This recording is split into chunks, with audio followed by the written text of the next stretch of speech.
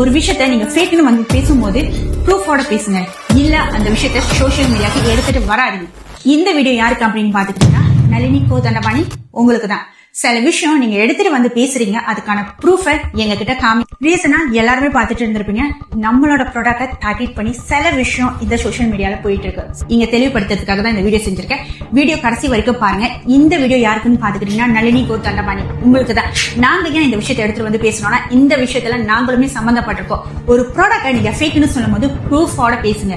ப்ரூஃபிங்க ஒரு customer 2 customer இல்லைங்க, நம்ம கிட்ட 1000 மேல கஸ்டமர் ஜால்பியர் இன்னைய வரைக்கும் கண்டினியூஸா நம்ம கிட்ட எடுத்துக்கிட்டு இருக்காங்க. ஒரு ப்ராப்ளம் இல்ல. நீங்க சொல்ற மாதிரி அந்த ஒரு ப்ராடக்ட்ல ஏதாவது இஷ்யூஸ் இருந்துச்சுன்னா கஸ்டமர் கம்ப்ளைண்ட் பண்ணிருக்கணுங்க. இந்த இஷ்யூஸ் இன்னும் பெருசா இருந்திருக்கும். இந்த மாதிரி பொய்யான அலிகேஷனை ஒரு ப்ராடக்ட் மேல வைக்கும் போது ப்ரூஃபோட பேசுங்க. ஒரு கஸ்டமர் 2 கஸ்டமர் இருந்தா over 1000 கஸ்டமர்ஸோட ரியல் ஃபீட்பேக் நம்ம வச்சிருக்கோம். இதுல பொய்ன்றது எங்க இருந்து வந்ததுன்னு எனக்கு தெரியல. இதே இந்த ப்ராடக்ட் ஃபேக்னா ஓவர்சீஸ் எப்படிங்க போனுச்சு? 14 கண்ட்ரீஸ்ல நம்மளோட ப்ராடக்ட் போயிட்டு இருக்கு. கஸ்டமர் ஒரு புக்ஸ் கிடையாதுங்க, கட்டணா நம்மள்ட்ட பர்ச்சேஸ் பண்ணிட்டு இருக்காங்க.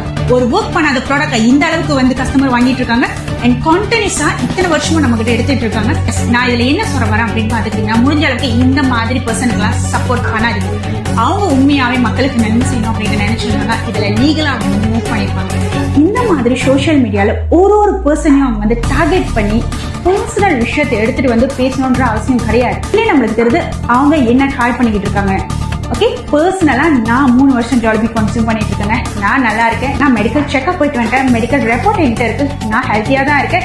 எனக்கு நிறைய சேஞ்சஸ் பார்த்துருக்கு. நான் ஜாலிபியை கன்சியூம் பண்ணிருக்கேன். நான் மட்டும் கிடையாது, என்ன சுத்தி இருக்கிற நிறைய பேருக்கு நான் ஜாலிபியை ரெக்கமெண்ட் பண்ணிருக்கேன். இன்னைய வரைக்கும் கன்சியூம் பண்ணி நல்ல ரிசல்ட் தான் பார்த்துட்டு இருக்காங்க.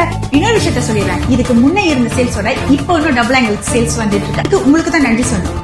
இதெல்லாம் தாண்டி எங்களுக்கு உங்ககிட்ட இருந்து ப்ரூஃப் இவ்வளவு பேசுற, நீங்க ப்ரூஃபை வச்சுட்டு பேசுங்க.